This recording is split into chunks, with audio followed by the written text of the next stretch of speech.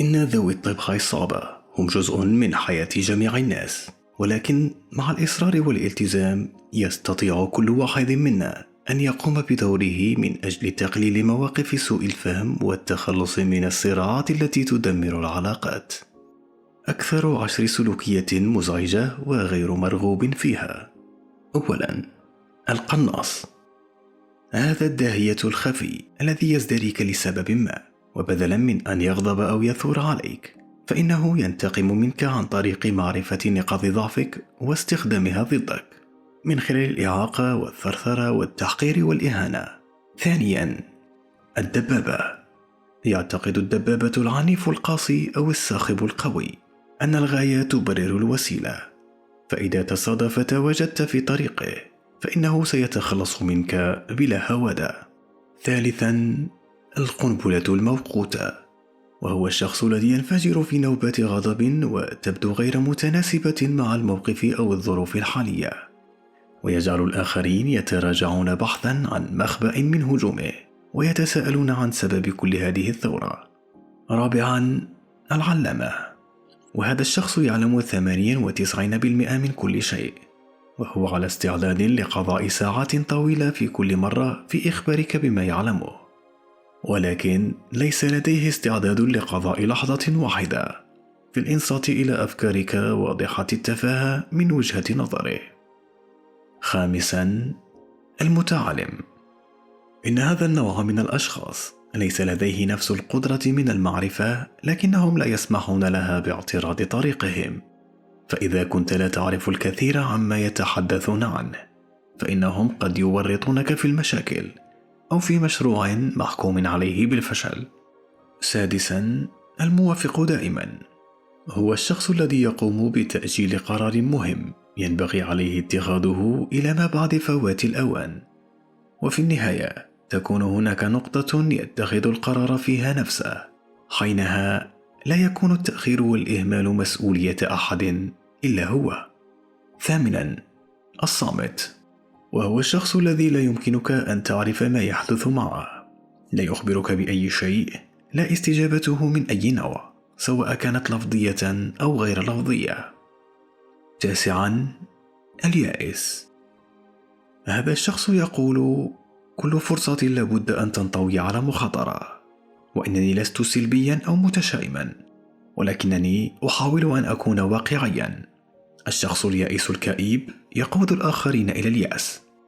عاشرا، الشكاء، وهم الأشخاص الذين ينغمسون في التحذير من الويلات والكوارث، ولا يكفون عن الشكوى والنحيب، ويحبطون الآخرين بتعميماتهم التي تقول أن ليس هناك شيء صحيح وكل شيء خاطئ، وستظل الأمور هكذا ما لم تفعل شيئا حيال ذلك. بعض الأفكار الأولوية للتعامل مع أنماط السلوكيات 10 الغير مرغوب فيها. تفهم أن كل شخص يستجيب بشكل مختلف لهذه الأنماط من السلوكيات، فالشخص الأكثر إزعاجا بالنسبة لك قد يكون مقبولا تماما لشخص آخر. تعرف على هذه الأنماط جيدا، فكر في الأشخاص المحيطين بك، هل تنطبق هذه الأوصاف على شخص ما في العمل أو في المنزل؟ تعرف على الدور الذي تلعبه أنت نفسك، فقد نكون نحن أنفسنا صعبي المراس في بعض الأوقات، ومعرفة هذه السلوكيات في نفسك ستساعدك على النجاح في التعامل مع الآخرين. اختر طريقة استجابتك بوعي.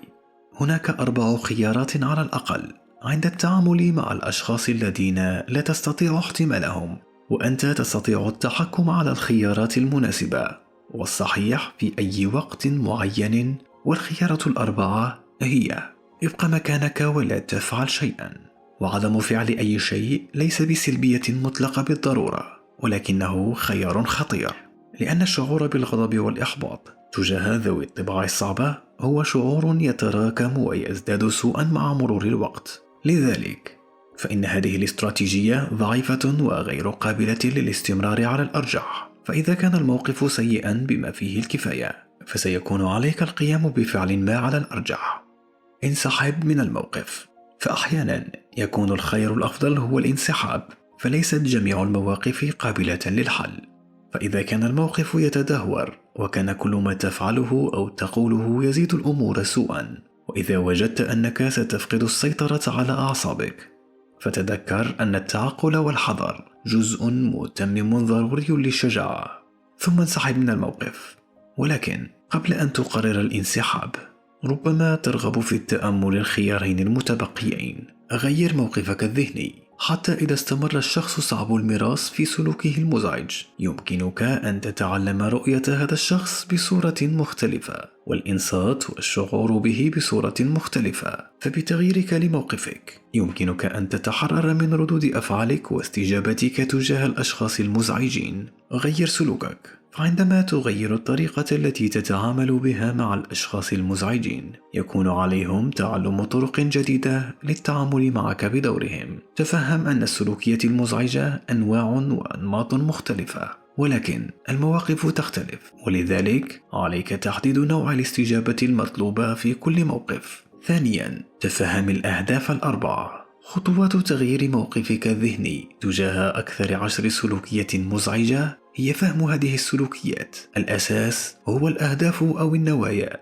التي يستجيب بها الناس للمواقف في ظل 2 من المتغيرات: مستوى الحسم وموضوع الاهتمام. يتراوح الناس بين السلبي وعدواني، وكثيرا ما يتأثر الحسم بالموقف نفسه. في أوقات التحدي أو المصاعب أو الضغط، يميل الناس إلى الخروج من منطقة ارتياحهم الطبيعية ليصبحوا أكثر سلبية أو أكثر عدوانية. يمكن أن ينصب الاهتمام في موقف ما بشكل رئيسي على المهمة المطلوب إنجازها، التركيز على المهمة، أو على العلاقات الإنسانية بالتركيز على الناس. وفي أوقات المصائب أو الضغط، يركز معظم الناس أكثر على المهمة أو على الناس. ولكل سلوك سواء كان مقبولا أو مزعجا غاية أو هدف رئيسي يحاول السلوك تحقيقه. وهناك 4 أهداف عامة تقرر الكيفية التي يستجيب بها الناس في أي موقف. إنجاز المهمة.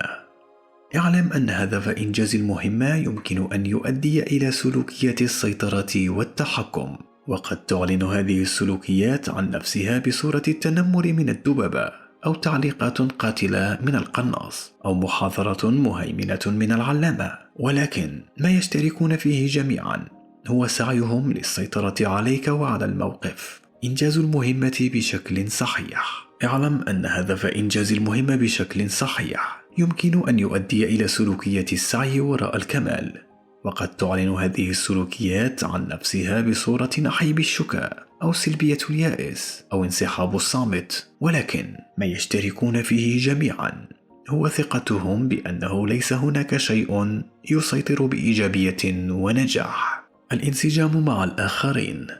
اعلم أن هدف الانسجام مع الآخرين بشكل صحيح يمكن أن يؤدي إلى سلوكيات السعي وراء القبول والاستحسان، وقد تعلن هذه السلوكيات عن نفسها في صورة انسحاب الصامت أو إذعان الموافق دائما أو إحجام المتردد.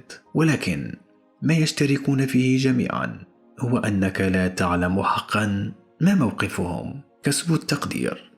اعلم أن هدف كسب التقدير يمكن أن يؤدي إلى سلوكية السعي وراء جذب الانتباه، وقد تعلن هذه السلوكيات عن نفسها في صورة نوبات غضب من القنبلة الموقوتة، أو نكات لاذعة من القناص الودود، أو تبجح من المتعالم.